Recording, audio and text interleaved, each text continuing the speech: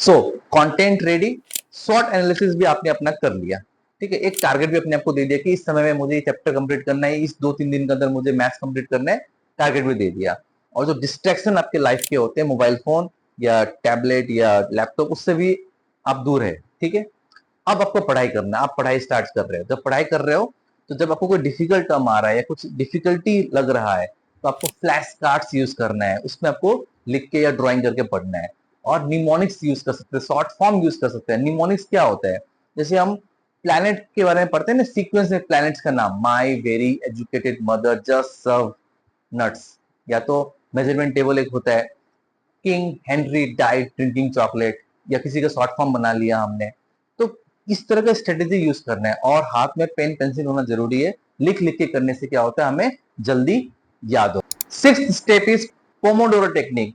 ये Japanese technique है, बहुत ही पॉपुलर और यूजफुल टेक्निक है। इस टेक्निक में क्या करते हैं, जिस बच्चे के अटेंशन स्पैन उतना नहीं है या कंसंट्रेशन उतना नहीं बनता है, तो 25 मिनट पढ़ाई करना है और 25 मिनट के बाद 5 मिनट का ब्रेक लेना है। उस ब्रेक में क्या करना है, उस ब्रेक में आप क्या कर सकते हो, डांस कर सकते हो, गाना सुन सकते हो, या वॉकिंग कर सकते हो, ठीक है।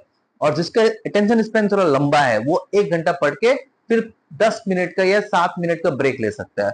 लेकिन उस ब्रेक में मोबाइल फोन यूज नहीं करना है, टीवी नहीं देखना है, आप गाना सुन सकते हो, आप डांस कर सकते हो, आप वॉकिंग, रिवर्स वॉकिंग भी कर सकते हो। तो इस तरह का आपको ब्रेक लेना है पढ़ते वक्त पे, ठीक है। जिसका अटेंशन स्पैन कम है, वो 25 मिनट के बाद 5 मिनट का ब्रेक ले सकते हैं, फिर 25 मिनट, फिर 5 मिनट का ब्रेक। और जिसका अटेंशन स्पैन ज्यादा है, वो 1 घंटा पढ़ने के बाद 7 से 10 मिनट का ब्रेक ले सकता है।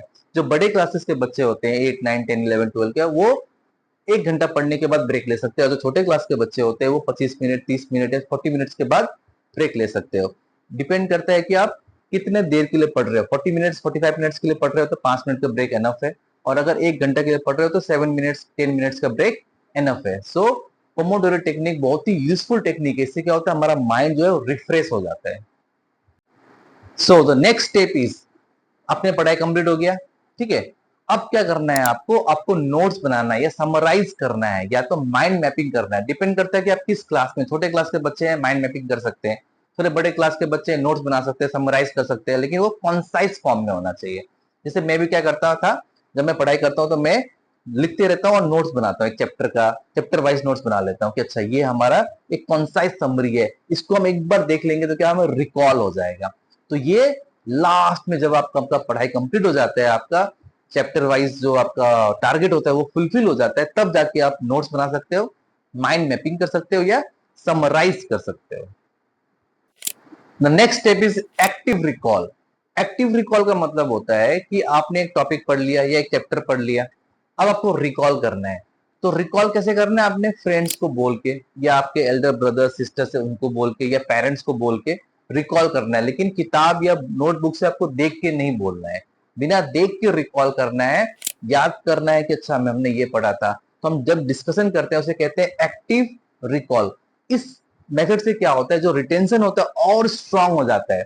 तो जब आप एग्जाम देने जाएंगे तो आपको जो आपको रिकॉल करना होता है, आराम से आप रिकॉल कर सकते हो। ये बहुत ही इंपॉर्टेंट स्ट्रेटेजी है, जहां पे हमें डिस्कशन करना चाहिए अपने दोस्तों के साथ या फ्रेंड्स के साथ।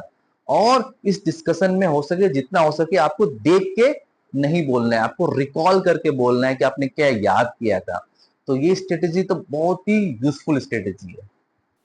Now comes the most important step, giving the test. It's test time now. Okay.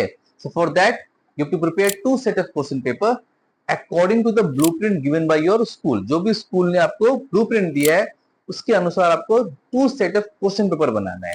और क्वेश्चंस कहाँ से लेना है, क्वेश्चंस आपको रिवीजन से लेना है या तो बुक से लेना है। पहले रिवीजन, और अगर नहीं मिल रहा है फिर आपको बुक से लेना है, और फिर आपको टेस्ट देना है। समय कितना देना है, 3 आवर्स। जो स्कूल में दिया जाएगा वही आपको समय आपको घर पे देना है। आपको कहीं से हेल्प लेना नहीं है, कुछ पूछना नहीं है किसी से, टेस्ट देना है और फिर चेक करवाना है। चेक कौन करेंगे, डिपेंड करता है कि आप किस क्लास में हो। अगर छोटे क्लास में हो तो पेरेंट्स करेंगे, और बड़े क्लास में तो आप खुद भी चेक कर सकते हो। So test is one of the very very important, या we can say the most important step.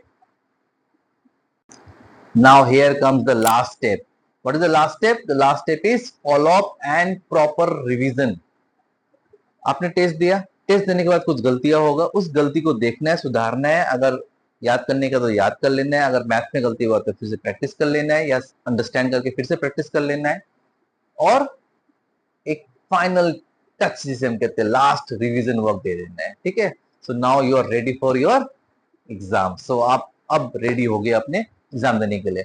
आपने ये जो स्टेप्स सुना, अगर ये आप सारे स्टेप्स को अच्छी तरह से फॉलो करेंगे तो जरूर आपका प्रिपरेशन बहुत अच्छा होगा, और अगर आपका प्रिपरेशन बहुत अच्छा हुआ तो आपका एग्जाम भी बहुत अच्छा होगा।